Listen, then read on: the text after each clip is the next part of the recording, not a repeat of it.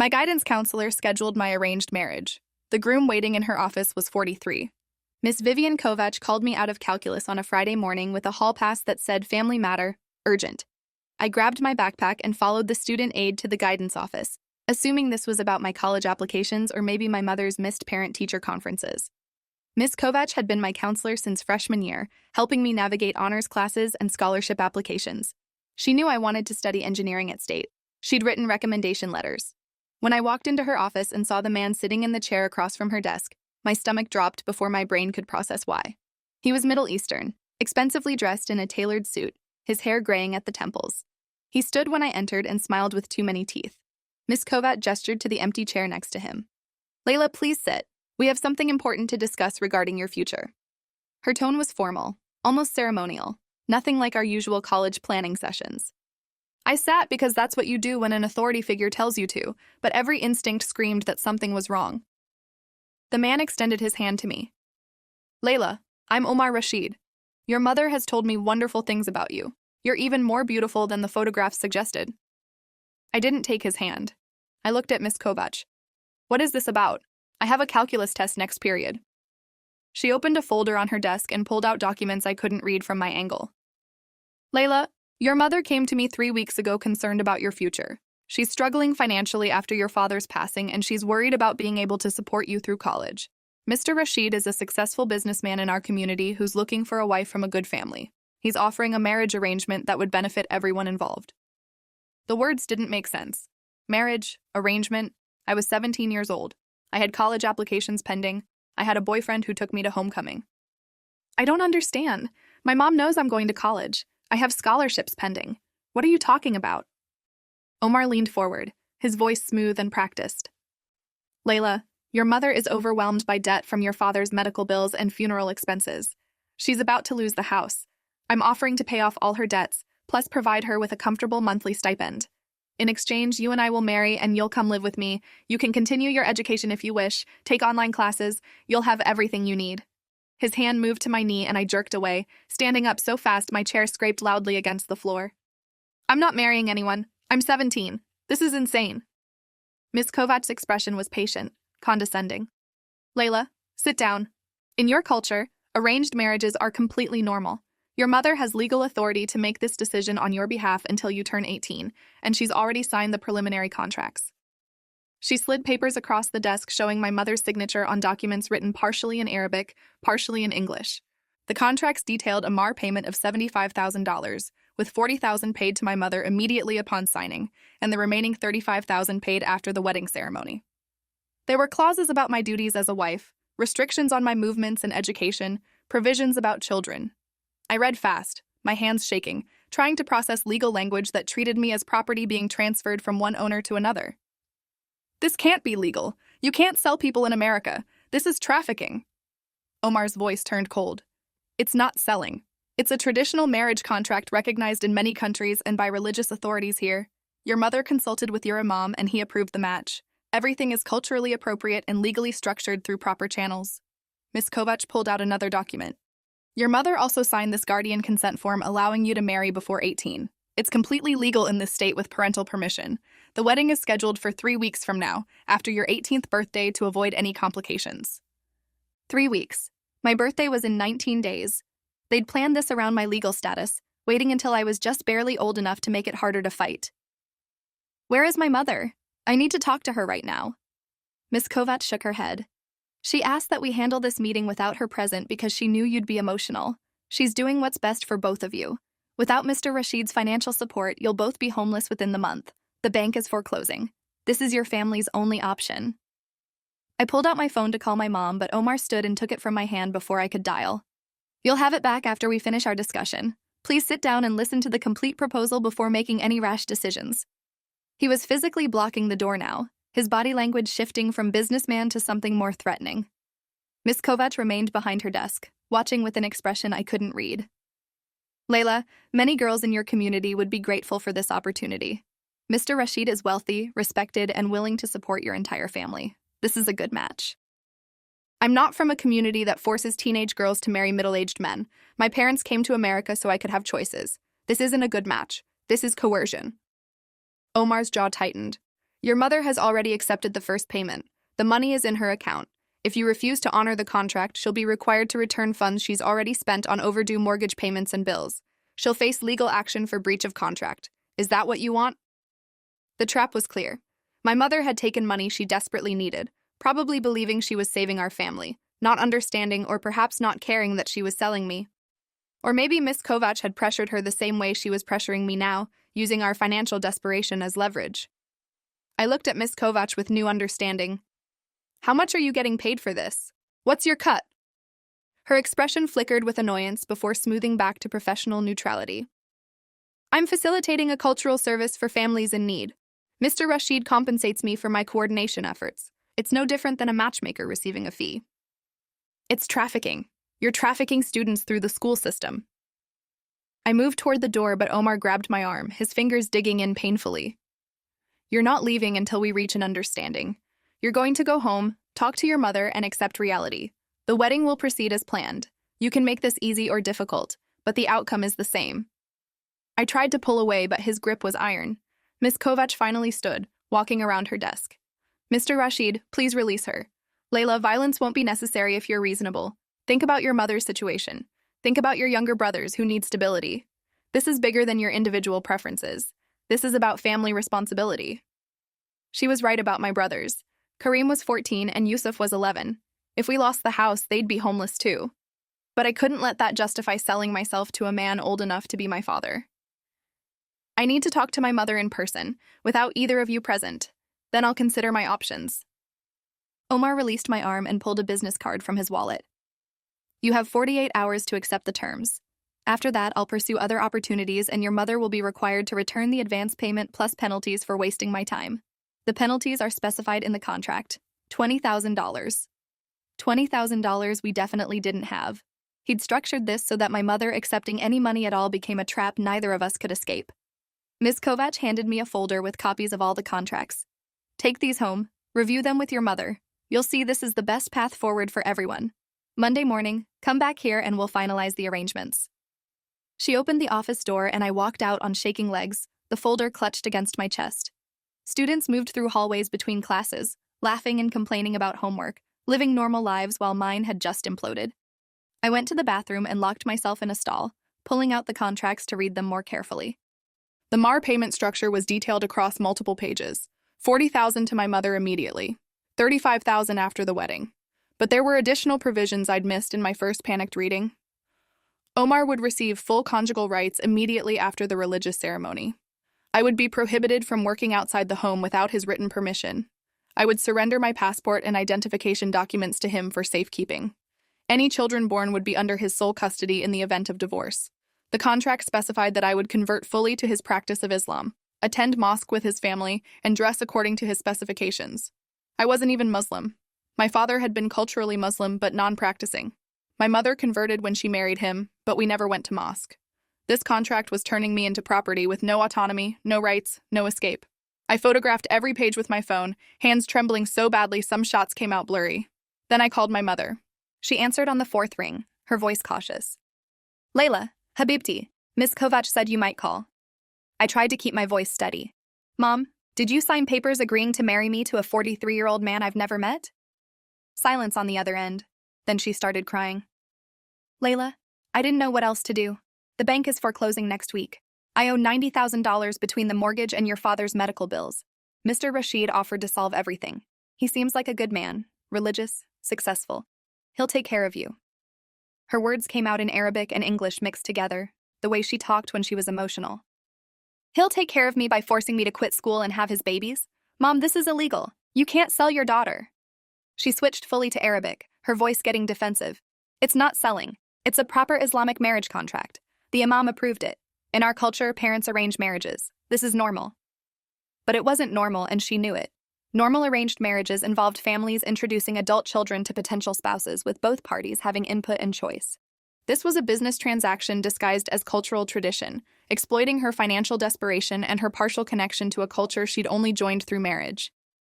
Mom, I need you to listen to me. Mr. Rashid and Miss Kovatch are running a trafficking operation. They're targeting immigrant families with financial problems and forcing underage girls into marriages with wealthy men. This isn't about culture or religion. This is crime. She was quiet for a moment, and I heard my brothers arguing in the background. The money is already spent, Layla. I paid the mortgage, the medical bills, the utilities. If you refuse and they demand it back with penalties, we'll lose everything anyway and still be in debt. Please, just meet with Mr. Rashid a few times. Get to know him. Maybe it won't be as bad as you think. The defeat in her voice broke my heart. She genuinely believed there was no other option. I'm coming home. We need to talk about this in person.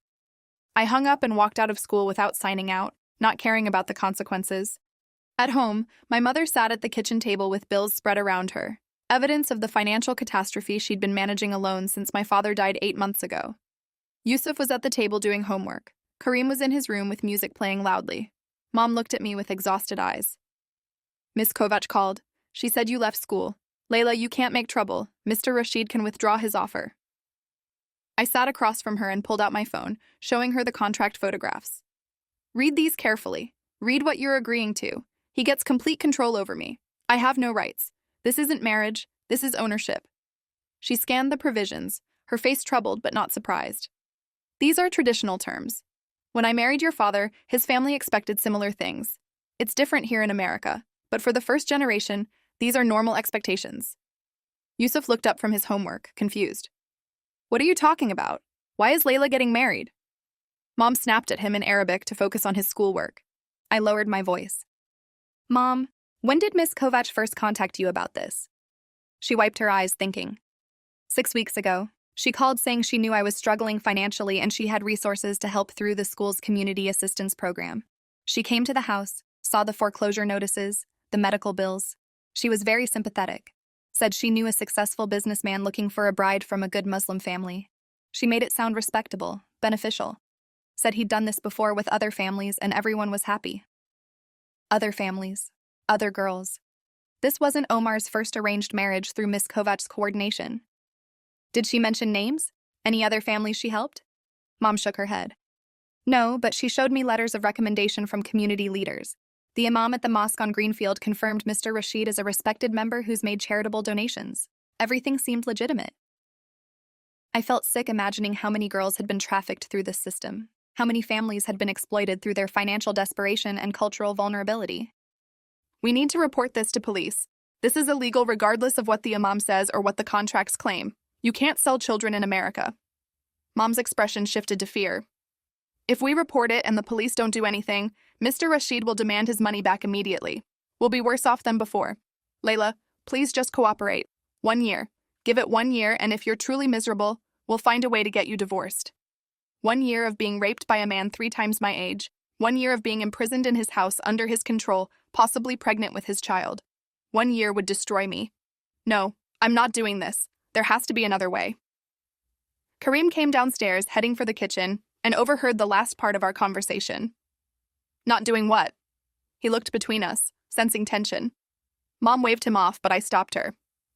Kareem, Mom signed papers trying to force me to marry a 43-year-old man to pay off our debts. Tell me that's not insane. Kareem's face went through several emotions before settling on anger. What? Mom, is that true?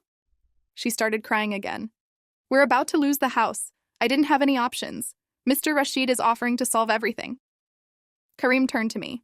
Layla, you can't do this. This is crazy. You're going to state next year. You have your whole life planned. Finally, someone on my side. I pulled up the contract photos and showed him the terms. He read them with growing horror. This is human trafficking. We need to call the police right now. Mom grabbed my phone. No police. If this goes wrong, if they investigate and find nothing illegal, Mr. Rashid will destroy us. He has lawyers, he has money. The contracts are written to look legitimate. We'll be the ones who look like we're backing out of a religious arrangement. She was terrified of powerful men with resources, and I understood why.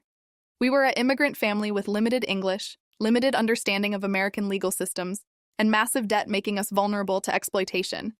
But giving in meant sacrificing me to a trafficking ring that was probably operating on a much larger scale than just my situation.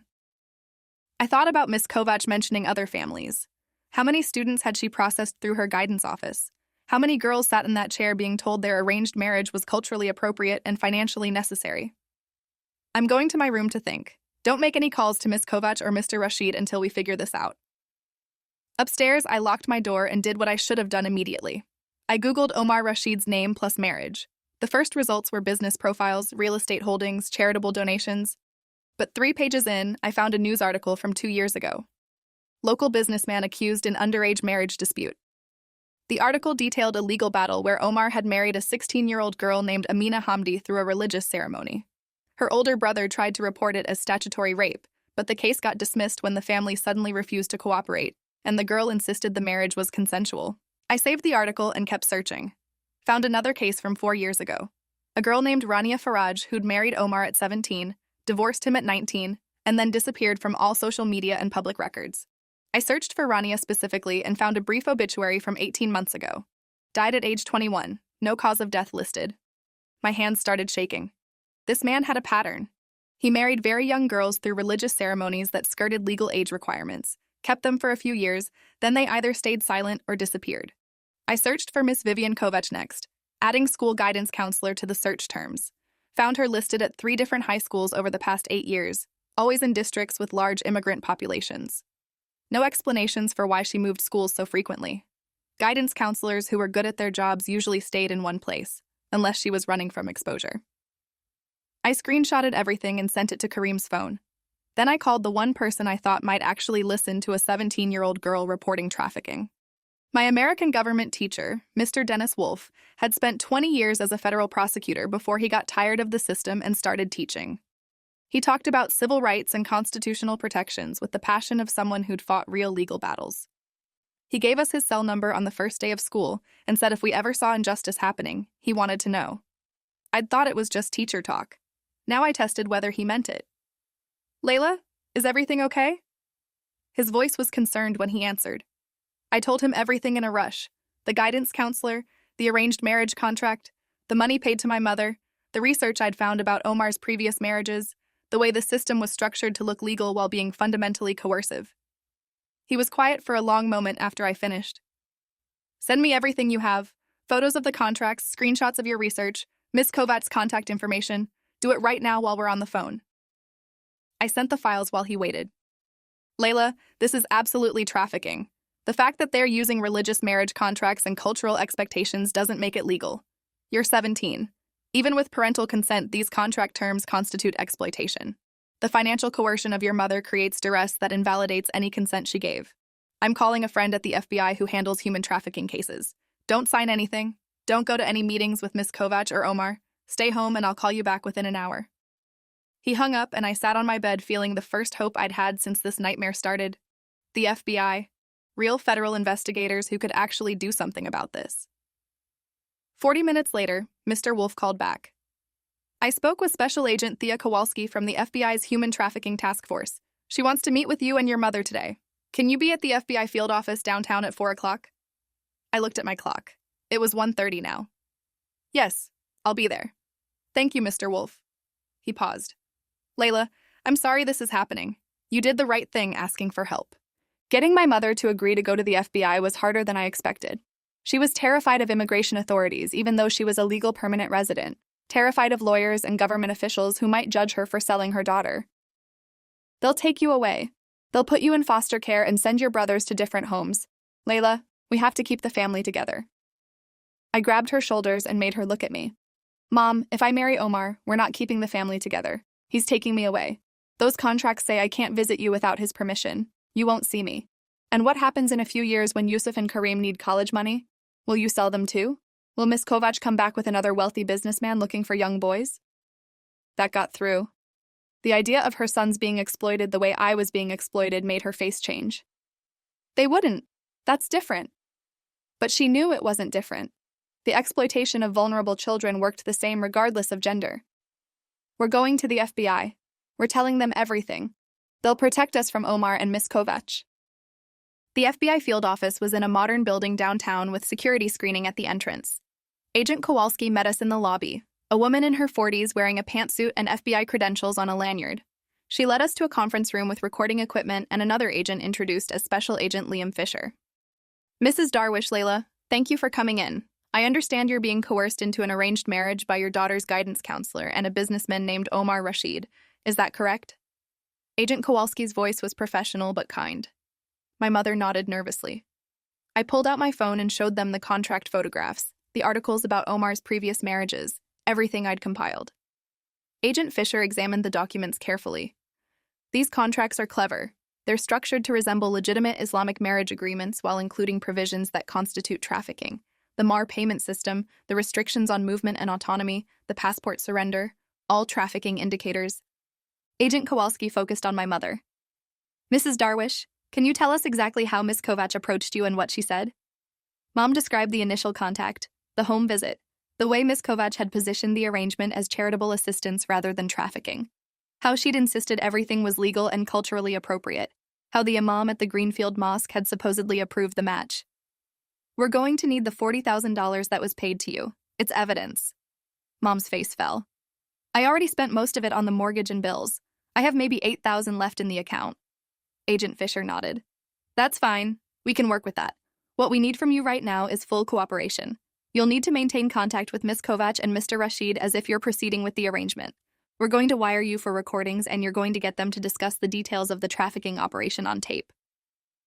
The idea of my mother working undercover terrified both of us, but the agents insisted it was necessary for building a prosecutable case. Over the next week, my mother had 3 recorded conversations with Miss Kovatch and 2 with Omar. She was terrified before each meeting, certain they'd somehow know she was recording, but the agents coached her through it. During one conversation at a coffee shop, Miss Kovatch revealed details about her operation that made my stomach turn. She'd facilitated 17 marriages over the past 6 years, working through different school districts. She received $20,000 per placement from the grooms. She specifically targeted guidance counselor positions because they gave her access to student records showing family financial distress, immigration status, and cultural backgrounds. She'd been caught once before in another state and simply moved and changed her approach. Omar was more cautious in his recorded conversations, but he made the mistake of threatening my mother when she expressed hesitation about the timeline. I've invested $40,000 into this arrangement. If Layla doesn't fulfill the contract, I'll sue you for breach and ensure you lose everything. I have lawyers who specialize in these matters. The agents determined they had enough to move forward with arrests. They raided Miss Kovatch's office at school on a Monday morning while I was deliberately absent. They found files on 14 other students she was currently evaluating as potential brides, complete with financial assessments of their families and notes about cultural vulnerabilities. They found email correspondence with 6 different wealthy men looking for young brides, essentially a catalog service. They arrested Omar at his office downtown, seizing his computers and finding evidence of payments to 12 different guidance counselors and social workers across 4 states over 8 years. This wasn't just Miss Kovatch and Omar. This was a network. Agent Kowalski called us to the field office after the arrests. We're finding victims going back almost a decade, young women who were married at 16 or 17 through coerced arrangements, many of whom are still trapped in these marriages. Some have children, some have been deported to their families' countries of origin. We're going to need your testimony for the prosecutions. The preliminary hearings were scheduled quickly because both Miss Kovatch and Omar were considered flight risks. They hired expensive lawyers who tried every angle to get the charges dismissed. The defense argued that these were voluntary religious marriages with parental consent, protected under religious freedom laws. They argued that cultural differences were being criminalized. They argued that my mother had voluntarily accepted money for a legitimate marriage arrangement and was now trying to back out. The federal prosecutor, an intense woman named Judith Brennan, systematically demolished every argument. She brought in expert witnesses on human trafficking, who explained how these operations use cultural and religious frameworks to disguise exploitation. She presented evidence of the coordination between Miss Kovatch and multiple wealthy men across state lines, making it a federal trafficking case. She showed the judge Omar's pattern of targeting underage girls, the suspicious circumstances around his previous marriages, and the death of Rania Faraj. That last detail made the courtroom go silent. The judge ordered both defendants held without bail pending trial. My mother broke down during her testimony, crying about how desperately she'd needed money after my father died, how overwhelmed she'd been by bills and foreclosure notices, how Miss Kovatch had seemed so helpful and trustworthy. She admitted she'd known on some level it was wrong, but had convinced herself it was a cultural difference rather than exploitation.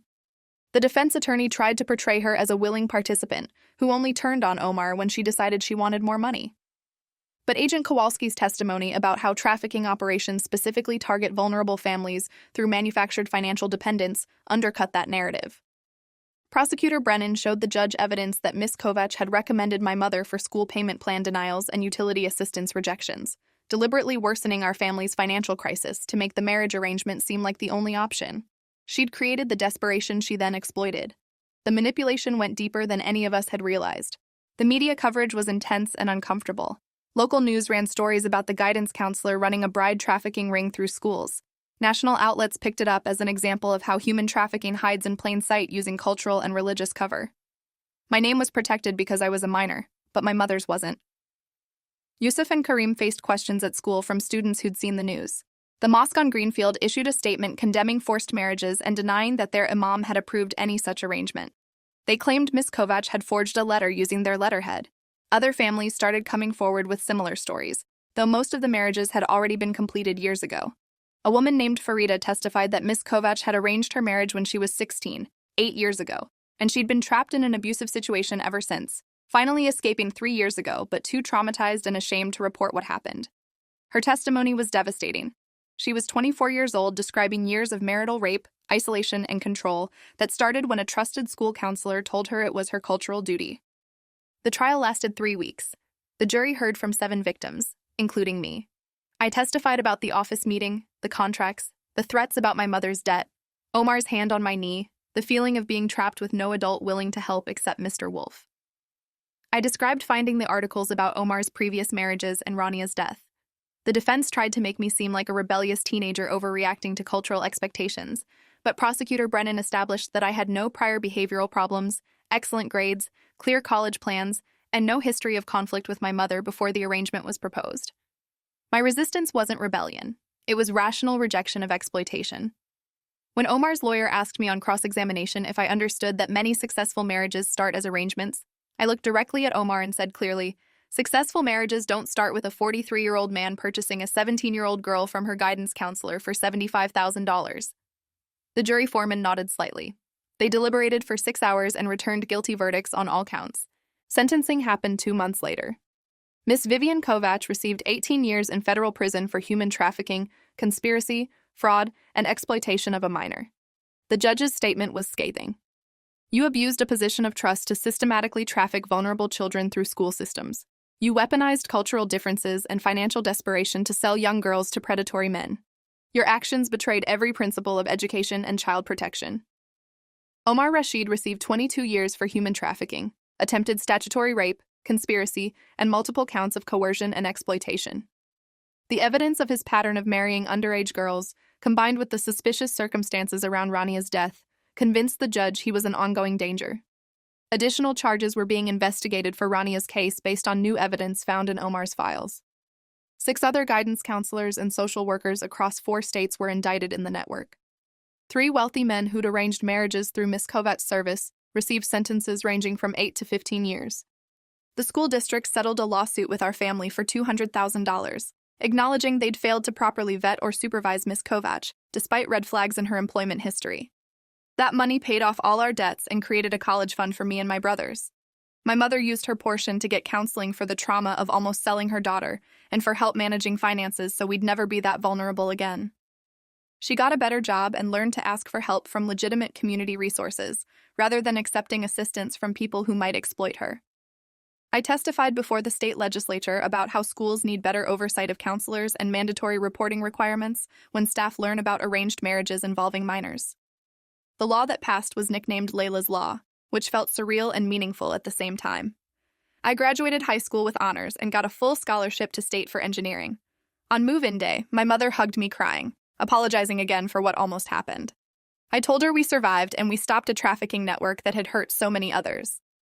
4 years later, I'm graduating with my engineering degree and starting a job with an NGO that builds systems to identify and report human trafficking through institutional channels. Agent Kowalski wrote me a recommendation letter. Mr. Wolf came to my graduation. My brothers are thriving, with Karim heading to college next year. Miss Kovatch and Omar are still in federal prison, and the network they built has been completely dismantled. I think sometimes about the girls who weren't as lucky as me, who signed the papers, who went through with marriages they couldn't escape. I think about Rania, who died at 21. But I also think about the families who came forward after our case went public, the women who finally felt safe reporting what happened to them. The system failed us initially, but persistence and the right people listening changed everything. The guidance counselor who tried to schedule my arranged marriage is spending nearly 2 decades behind bars. And that's not enough justice for all the lives she destroyed, but it's something. It's accountability. And it means the next girl called into that office might be saved before the trap closes around her. If you enjoyed this, you'll definitely want to see the next ones too. So subscribe now and let me know your take in the comments.